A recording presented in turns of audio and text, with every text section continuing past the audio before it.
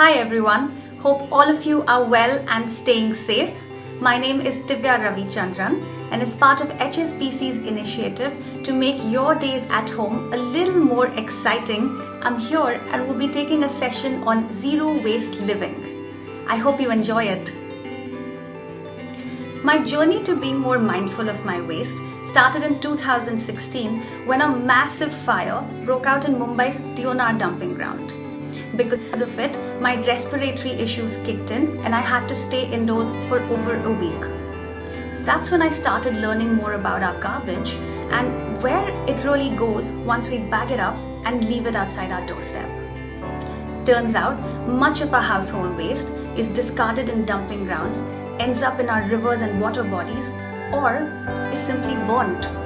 This causes severe pollution to the air we breathe, the water we drink, and the soil we live on. This urged me to move towards a low waste or a zero waste lifestyle. Today, I discard less than 100 grams of waste from my home in an entire year. In this video, I'll be sharing some simple ideas and tips with you to reduce your trash footprint. So let's get started. This is a typical garbage bag. It contains some common waste items we discard from our homes like fruit peels, vegetable scraps, glass jars, plastic bottles, cardboard boxes and eggshells. But it's all mixed in here together, so it's really garbage. But if we take a step back and segregate our waste, most of these materials can be turned into valuable resources. Reject waste is only a small part of our household waste. Most of the waste we generate can actually be recycled or composted. Now, let's have a look at how you can start composting at home. Composting is nature's way of converting our biodegradable waste into nutrient-rich food for our soil and our plants. It's an important step for us in managing our waste sustainably, and it helps in the fight against climate change. This is because it not only helps reduce the amount of waste discarded in the dumping grounds, but also helps convert this waste into a valuable resource for our soil. And it helps reduce harmful greenhouse gases like methane that would otherwise be generated in dumping grounds. And no, composting does not smell when done correctly. In fact, it has a sweet smell of soil after the first rains. And it's not tedious at all. It takes me less than 2 minutes of my day to compost my biodegradable waste. Alright, so let's dive straight in. Around 60% of our household waste is biodegradable waste or food scraps. And this isn't waste at all. Our food scraps are rich in nutrients like nitrogen, potassium, calcium, and can add valuable nutrients to our soil and our plants. By composting, you can convert this into this. Can you believe these were food scraps? Now that you've segregated your waste, you have already separated your biodegradable waste into a different bin or container. So, what can you add to your composter? To quickly recap, fruit peels, vegetable scraps, leaves, leftover food scraps, tea leaves or powder, used coffee grounds and eggshells can all go into your composter. Let's have a look at what you will need to start composting at home.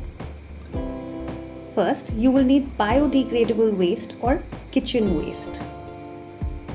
Next, you'll need a composter. You can buy a composter or even make one with an old plastic container or terracotta pot.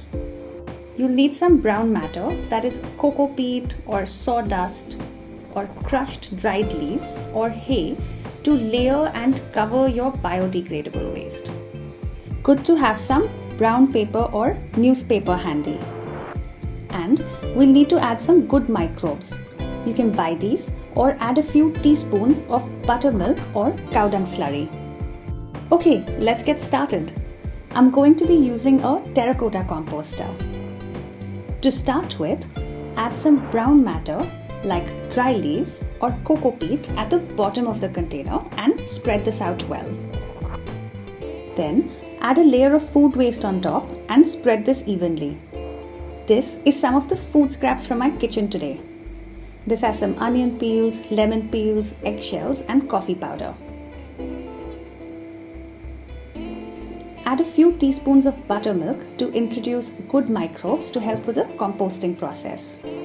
Now add a layer of brown matter again. Sprinkle this generously so that all the food waste we added is covered fully and none of it is visible.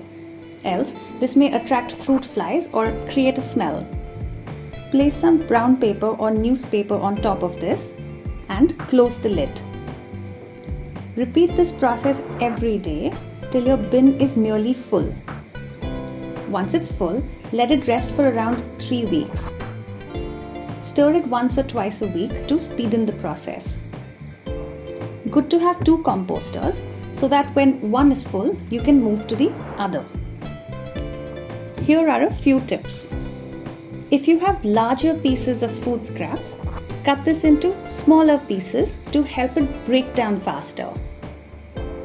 The composting process doesn't smell when done correctly. If you do find that the contents are too wet or smelly, don't worry. Simply add some brown matter and give the contents a good mix. Once your compost is ready, you'll get this beautiful earthy compost. Feed this to the plants in your home, in your building, or in your neighborhood. So by segregating our waste, recycling and composting, we can save more than 90% of our waste away from the dumping grounds. But while managing our waste is a great step, what if we could create less waste in the first place? Being a conscious consumer and reducing the materials we consume is an important step towards zero waste living. So here are 10 simple swaps to create less waste. One of the easiest swaps to reduce our waste is to avoid using disposable plastics like these water bottles. Globally, 1 million single-use plastic bottles are purchased every single minute. Swap this with a reusable water bottle like stainless steel, glass, or even a reusable plastic bottle. When stepping out, simply carry your own reusable bottle with you and cut down hundreds of disposable bottles every year. Plastic bags are used for an average of around 12 minutes and then stay in our environment for hundreds of years. And most of these don't even get recycled. Swap this pesky plastic bag with a reusable cloth bag. I always carry a bag with me when I step out for shopping and love this foldable little bag. It comes super handy. We often see plastic straws or paper straws littered outside juice shops, restaurants, and in our beaches. And it's difficult to collect and recycle these, so most of them end up littered in our environment. Let's refuse this item and switch to a reusable option like a stainless steel straw or a bamboo straw. I also have a straw cleaner that's made with natural fiber bristles. Millions of plastic toothbrushes end up in our landfills each year. Switch from a plastic toothbrush to a bamboo toothbrush and start your morning with an eco-friendly step. I went on a beach cleanup recently and here are some small pieces of plastics I picked up. This plastic spoon was probably used for a few minutes before it ended up in our oceans. Cut out disposable cutlery by opting for reusable ones. I carry this small pouch with me with a reusable fork, spoon and straw. It's useful for whenever you feel like having a snack on the go. This fork comes pretty handy too. When ordering online, you can add a note that you don't want any plastic cutlery, sachets or tissues with your order. Whether you're a tea or coffee lover, carry your own reusable cup for your beverage refills and refuse single-use cups. Did you know that most paper cups have a coating of plastics or wax inside, which makes them hard to recycle or compost? So most of the paper cups we use end up in our landfills. Synthetic scrubbers can shed microfibers into our drains and waterways, causing more plastic pollution. These small pieces can sometimes also get stuck in our utensils. Replace synthetic scrubbers with natural fiber scrubbers like those made from coconut husk, coir fiber or natural loofah. Best part is that these can be composted at the end of its life. I also like to use natural eco-friendly dishwashing soaps along with these. Most of our body care products come packed in plastics, but there are so many eco-friendly and package-free alternatives that are available today. You can also make some of these at home using natural ingredients. I use natural products like shampoo bars, deodorants, and moisturizing cream that come without any plastic packaging. And this coffee body scrub that I made at home. So those are some simple tips to reduce waste, especially from single-use plastics. There are so many ways for us to reduce our waste and upcycle this into useful products. I'm going to share with you two of my favorite DIYs for making natural body care and home cleaning products. The key ingredients in both these is actually waste materials which we would usually discard. So not only are we making natural package-free products, but we're also upcycling our waste.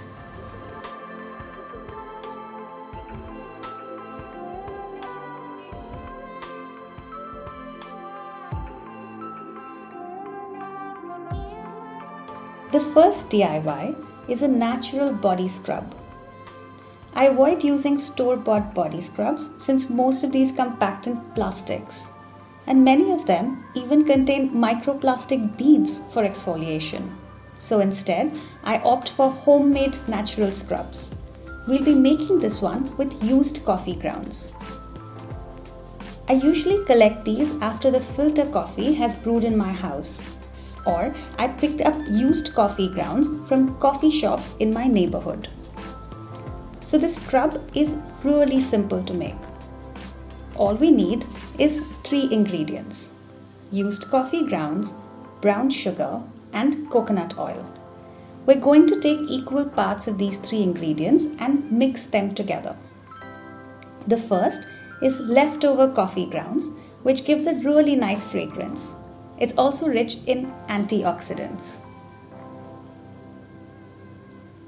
Next, we take some brown sugar, which helps with the exfoliation and removes dead skin. And then we take some coconut oil, which is a wonderful moisturizer for our skin. I'm going to give this a good mix now. You can increase or decrease the quantity of oil based on the consistency that you like.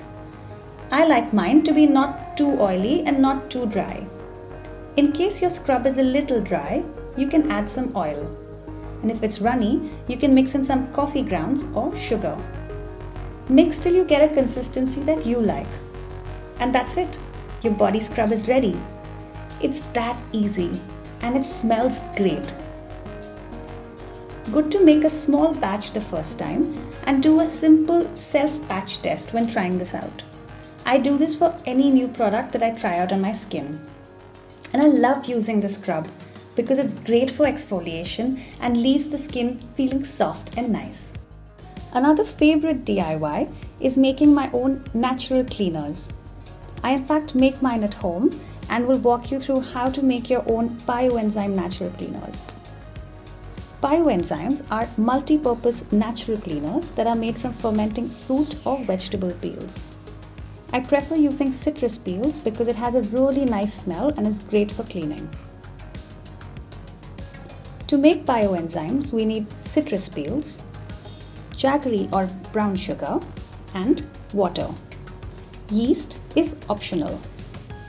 You can take your used lemon or orange peels. Next, you'll need brown sugar or jaggery, which acts as food for the microbes that will be helping us with the fermentation process. And lastly, water that will be our solvent. We'll also need an empty plastic bottle, container or jar to add the ingredients into. We'll need the ingredients in a ratio of 3 parts citrus peels, 1 part brown sugar or jaggery, and 10 parts water. You can measure these on a weighing scale, or you can even do this by volume. I've got a reused 1 liter plastic bottle as my container. Important to make sure that the bottle is big enough to fit in all the ingredients and leave a bit extra space on top. Now, I'm going to mix ingredients into the plastic bottle. First, I'll add in the water. Next, I'll add in the brown sugar or jaggery. I'm using brown sugar for this batch. Then I'll add in my orange peels. Make sure the peels are cut into smaller pieces. Good to leave some space on the top of the bottle to allow for gas formation during the fermentation process. Close the lid tightly as the fermentation process is anaerobic or works in the absence of oxygen. And this will also prevent insects from getting attracted to it. Keep the bottle for resting in a cool, dark spot to help with the fermentation process. The first time you make bioenzymes, it will take around 90 days or 3 months for it to be ready. In case you have yeast at home, you can add a pinch of yeast to speeden the process. With yeast, your bioenzyme would be ready in just 30 days. When making further batches, you can use some of the older fermented citrus peels to speeden the process to just 30 days. This would act like a starter culture similar to when we make curd. Open your bottle or jar every day for the first 10 days so that the gases can escape. After that, 2 to 3 times a week should suffice. After 90 days or 30 days if you've used yeast, our bioenzyme will be ready to use. Strain the liquid and use it for cleaning your kitchen counter, floor or washroom. So these were some simple tips and ideas to help get you started on your journey towards zero waste living. I hope you're able to try some of these at home. And do remember, it's good to take one step at a time. Zero waste living does not mean we don't create any waste at all. It's about being a more conscious consumer, about being mindful and reducing the resources and materials we consume, and about managing our waste responsibly.